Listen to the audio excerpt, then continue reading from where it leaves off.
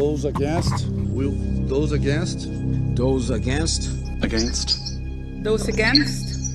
These are just a few of the many moments when the US has vetoed Security Council drafts calling for a ceasefire in Gaza. It is not the first time that Washington has provided political cover for Israel at the UN. The US has vetoed around 90 resolutions since 1945. A little more than half of them have been used to block resolutions critical of Israel. The first veto was on 10th September 1972, when the US blocked a draft resolution addressing complaints about Israeli aggression against Lebanon. The 1972 Israeli invasion of Lebanon forced many Lebanese to flee from the south of the country and aggravated existing sectarian tensions where civil war was starting. This was just the start of the US defying international norms in favor of Israel. When Israel illegally annexed Syria's Golan Heights in 1981, the US vetoed a UN draft resolution ordering the nullification of the annexation. In 1983, the US vetoed a draft resolution condemning the massacre of Palestinian refugees in the Sabra and Shatila camps in Lebanon. Around 3,500 Palestinians were killed in the massacre by an Israeli-backed Lebanese Maronite militia. Fast forward to 2001, during the Second Intifada, the US blocked a significant UN Security Council resolution that was critical of Israel's aggression against Palestinians and called for the protection of civilians. During the Great March of Return protests in Gaza in 2018, the US once again vetoed a UN Security Council resolution that called for the protection of Palestinian civilians. In 2017, after the US recognized Jerusalem as Israel's capital, the UN Security Council voted on a resolution declaring any changes to the city status as null and void.